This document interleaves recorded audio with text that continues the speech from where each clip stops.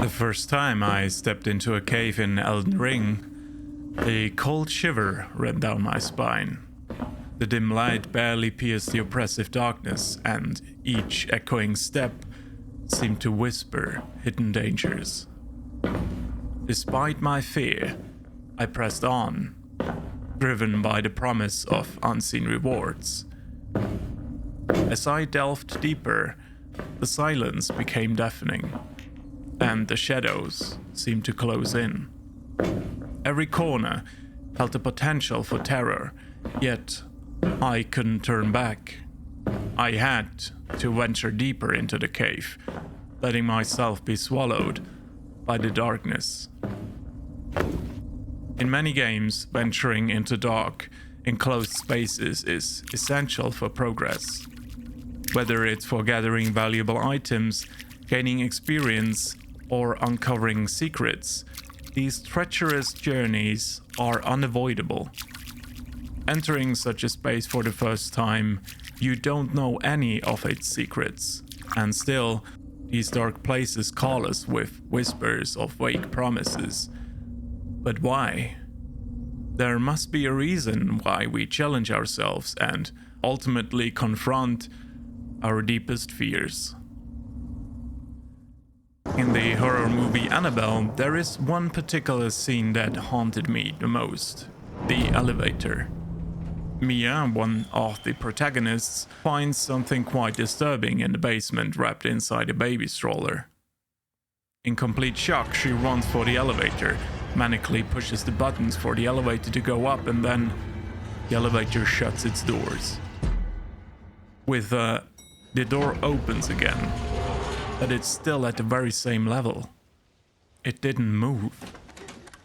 Mia is desperate, pushes the buttons again, and the door closes, only to reopen shortly after, not letting her escape whatever is lurking in the basement. This scene fills you with dread and anticipation for the elevator to finally go up, but it never does.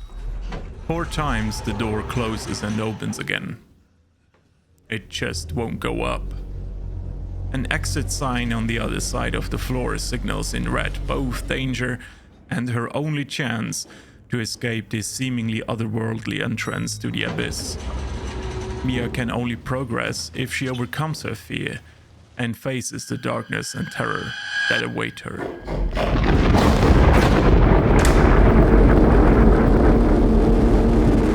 This theme of confronting our fears in dark, enclosed spaces is also prevalent in video games.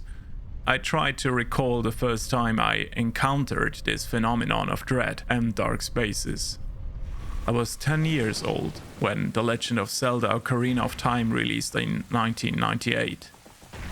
Unlike today, I hadn't watched a single horror movie. I wasn't prepared. The inside of the Deku Tree was the first time I felt that creeping sensation, that sense of high alert when you suddenly hear a sound that does not belong. The oppressive music certainly didn't help. The contrast was too stark. From the happy elf-like village into an ancient dying tree, I experienced dread for the first time. The typical Zelda-esque rooms being sometimes shut or the next door shrouded in darkness made me feel the shadows in each corner growing bigger and bigger. Sometimes I heard something crawling behind or above me. Spiders with deformed skulls, as if in pain and agony, tried to reach out and grab me. It took me quite a while to muster enough courage to complete the Deku Tree. It was neither my game nor my Nintendo 64, so I had a good excuse for not making any progress. But this small Hyrulean boy named Link fascinated me. He was a year younger than me, but he didn't fear the looming threats in the dark corners inside the Deku Tree. Maybe I too could learn to become fearless. Our fear of dark, enclosed spaces dates back to our earliest ancestors. There is a reason we were cavemen at some point. Early humans had to explore caves despite their fears, seeking shelter, water, and even food. This primal instinct to venture into the unknown for survival still resonates with us today. Caves offered protection from predators and harsh weather, but they also concealed unknown dangers, making exploration a necessary yet terrifying task. Hence why they would explore those tunnels as a group, which made it less perilous. And just like early humans, me and my classmates would soon face our fears in a modern cave adventure. About 4 years after I successfully conquered the Deku Tree, our teacher in school took us on a quest. We went into a cave. Fully equipped with headlamps, overalls, helmets, and ropes, we ventured into the stony beast's gaping maw. Having a light source and being in a group with a guide certainly made it a lot easier. The guide's experience passed on to us as we walked, ducked, and shimmied through the meandering tunnels into nowhere and everywhere, until we reached a narrow passage. There was no other way than to crawl through one by one. Only a few meters long, this bottleneck made me feel all alone. I had my headlamp, but the light disappeared around the corner into nothingness. I could have been on my own all alone. For just a few moments, it felt that way. Like in the gloomy caves of Elden Ring, or the decaying inside of an old tree. On the other side, we eventually reached the end of our underground odyssey. A steep drop. A doorway into the pitch-black abyss below. I didn't see where it ended. Maybe it didn't. I hooked myself onto a fixed rope next to a wobbly ladder. Somebody was here before, a thick line being all that remained of whoever was here at some point in the past. I descended into the shadows, my headlamp only lighting my feet that touched the slippery metal rungs before me. Below there was nothing. The void called to me. It appears that, despite our fears, we still overcome them somehow. We intentionally expose ourselves to what terrifies us, something that Charles Darwin observed with monkeys. In 1888, Darwin, in his work The Descent of Man, wrote that he heard of captive monkeys that, despite their natural fear of snakes, kept lifting the lid of a box containing said reptiles. Darwin had to investigate this behavior, so he placed a bag with a snake inside a cage full of monkeys at the London Zoological Gardens. What happened then was quite strange. A single monkey approached the bag, opened it, looked inside, and then ran away screaming. Another monkey did the same thing. Many others followed. Darwin described their behavior as satiating their horror. This phenomenon has a clear scientific explanation today that also, in a way, describes why we indulge in everything horror. Predator inspection. Observations of wild animals show that they, paradoxically, often approach their predators to gain knowledge and assess their threat under different circumstances. This behavior is driven by a need to understand and mitigate potential dangers, a trait we share as humans. It explains why we are drawn to explore dark places, despite the inherent risks. In 2006, I was more prepared to explore the dark places in video games. Since my first adventure into the pitch-black world of the unknown, I had seen plenty of horror movies. They still terrified me, but I was also fascinated by them. I had watched the big ones of that time like The Ring, 28 Days Later, A Tale of Two Sisters, and finally, The Descent. The Descent became one of my all-time favorite horror movies. It tells the story of Sarah who lost her daughter after a car accident, so her friends organize a getaway to spend time with her exploring a cave system. Normally, the caves are mapped out well in North Carolina where they went. But Sarah's friend Juno wanted to make a special gift for her, without telling her right away. To explore a completely new cave system and give it a name. Obviously, this whole endeavor went downhill pretty quickly. What started as a common adventure turned into a manhunt led by creatures that lived underground for years. They were perfectly adapted to the subterranean environment. It was their domain.